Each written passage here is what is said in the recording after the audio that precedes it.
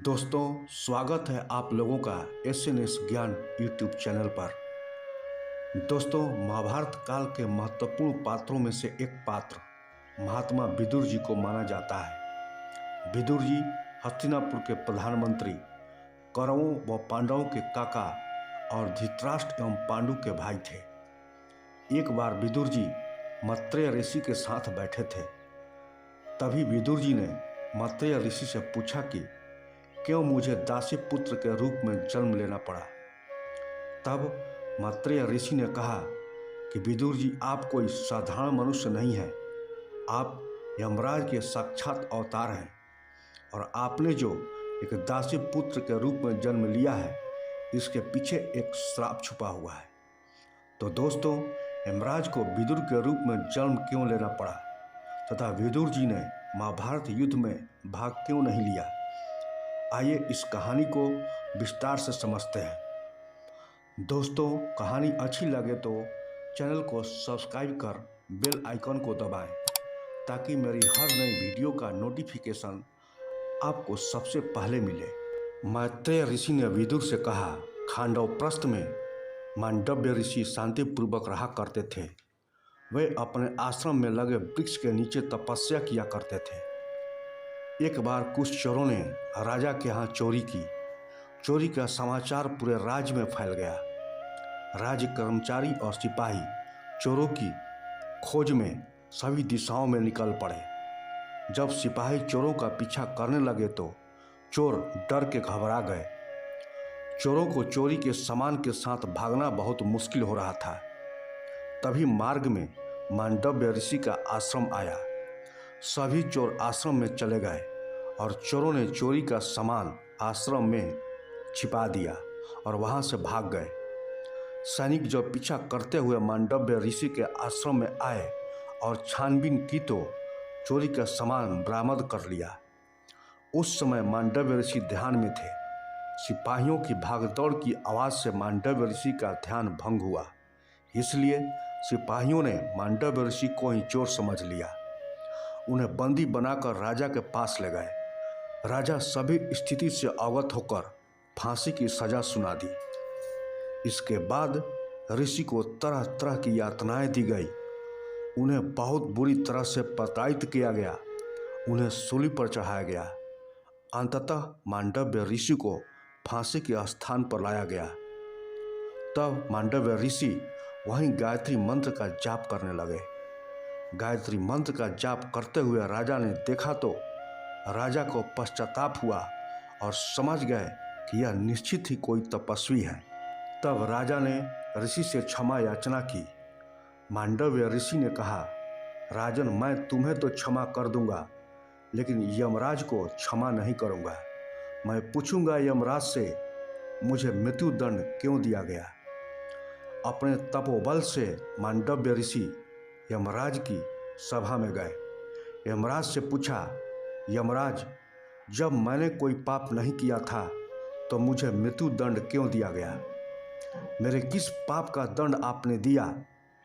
ऋषि के पूछने पर यमराज भी हिल गए। यमराज ऋषि से नहीं डरे बल्कि उनकी तप साधना से डर गए। कहा जाता है, तपस्या से ऋषियों की देह और वचन पवित्र हो जाते हैं, इसलिए जो कह देते हैं वो हो जाता है। तप ही व्यक्ति को पवित्र बनाता है। भक्ति ही आदमी को पवित्र करती है। अतः ऋषि का प्रश्न सुन यमराज कांप गए। यमराज ने कहा, ऋषिवर, जब आप 3 वर्ष के थे तो आपने एक तितली को कांटा चुभोया था। उसी पाप के कारण आपको यह दंड मिला। जाने अनजाने में जो भी पाप किया जाए उसका दंड भी भुगतना ही पड़ता है। परमात्मा को पुण्य तो अर्पित किया जा सकता है, परंतु पाप नहीं। तब मांडव्य ऋषि ने कहा, शास्त्र के अनुसार यदि अज्ञानवश कोई मनुष्य पाप करता है तो उसका दंड उसे स्वप्न में दिया जाता है, लेकिन आपने शास्त्र के विरुद्ध निर्णय लिया। वास्तव में एक बच्चा गलत और सही नहीं जानता है और एक बच्चे को किसी ऐसे काम के लिए कैसे दंडित किया जा सकता है जो बचपन में हर किसी के जीवन के शुरुआती दिनों में किया जाता है, जब किसी में भेदभाव नहीं होता है। और यहाँ पर तो एक व्यक्ति जो मौत के कगार पर आ गया है, एक व्यक्ति जिस पर अपराध को बढ़ावा देने का आरोप लगाया गया है और उसे मौत की सज़ा सुनाई गई है, तो यह पूरी तरह से अन्याय है जो आपने मुझे दी। आप मनुष्य के न्यायाधीश होने के योग्य नहीं हैं। यमराज, तुमने मुझे गलत ढंग से शास्त्र के विरुद्ध दंड दिया है। यह तुम्हारी अज्ञानता है।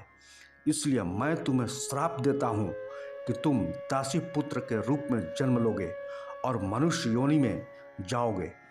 इस श्राप की वजह से ही जब अंबिका ने अपनी एक दासी को ऋषि वेद व्यास के पास भेजा, तब उस दासी के गर्भ से यमराज विदुर के रूप में जन्म लेते हैं। इसी वजह से यमराज को दासी पुत्र के रूप में पृथ्वी पर जन्म लेना पड़ा। विदुर जी बड़े ही ज्ञानी, सत्य बोलने वाले, साहसी, निष्पक्ष निर्णय लेने वाले और धार्मिक व्यक्ति के रूप में जाने जाते थे। उन्हें महाकाव्य महाभारत में पवित्र व्यक्ति माना जाता है। कहा जाता है कि कौरवों और पांडवों के बीच युद्ध को रोकने के लिए आखिरी प्रयास के तौर पर भगवान श्री कृष्ण ने हस्तिनापुर जाने का फैसला किया। तब श्री कृष्ण रात को विदुर के घर रुके। हालांकि दुर्योधन ने उनके रहने के लिए एक अच्छे स्थान पर इंतजाम किया। कृष्ण ने उस स्थान पर जाने से साफ मना कर दिया और कहा कि वे विदुर एवं उनके परिवार के साथ रहना पसंद करेंगे। इसका परिणाम यह हुआ कि उस समय तो दुर्योधन कुछ नहीं बोला, लेकिन अगले ही सुबह भरी सभा में विदुर को अपमानित किया। बहुत ही बुरा भला शब्द कहा। उसने भरी सभा में विदुर को दुश्मनों का साथ देने के लिए जिम्मेदार ठहराया।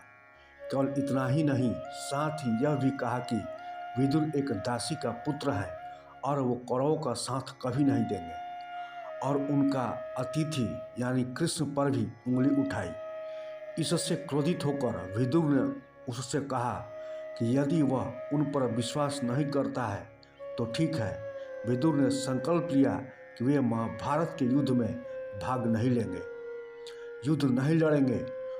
उसके बाद विदुर ने सबके सामने सभा में ही अपना धनुष तोड़ दिया। ऐसा माना जाता है कि इस धनुष को स्वयं श्री कृष्ण ने विदुर को दिया था। यह अर्जुन के गांडीव से भी कई गुना अधिक शक्तिशाली था। विदुर अगर युद्ध लड़ते तो इस धनुष में इतनी चमत्कारिक शक्ति थी कि विदुर एक ही बार में युद्ध खत्म कर सकते थे। लेकिन विदुर जानते थे कि अगर वे युद्ध लड़े तो उन्हें कौरवों की तरफ से लड़ना पड़ेगा, यानी उन्हें अधर्म के पक्ष में युद्ध लड़ना पड़ेगा। इसी वजह से उन्होंने युद्ध न करने का फैसला किया और महाभारत युद्ध से पूर्व ही उन्होंने मंत्री पद त्याग दिया था। दोस्तों, आपको बता दें कि दुर्योधन के पैदा होते ही आसमान में काले बादल छा गए और राजमहल के पास आकर सियार जोर जोर से रोने लगे। सियारों को सैनिक भगा देते, लेकिन वह फिर आकर रोने लगते। इसे देखकर राज पंडितों ने कहा कि बालक का जन्म अशुभ घड़ी में हुआ है और यह कुल का नाश करने वाला होगा। अगर राजमहल में रहा तो कुल का नाश हो जाएगा। महात्मा विदुर ने धृतराष्ट्र को सलाह दी कि इसे त्याग दें, लेकिन धृतराष्ट्र ने संतान मोह में ऐसा नहीं होने दिया और परिणाम यह हुआ कि दुर्योधन ने धीरे धीरे महायुद्ध को आमंत्रण दे दिया और वही हुआ जो भाग्य चाहता था। दुर्योधन कुल का नाश करने वाला बन गया।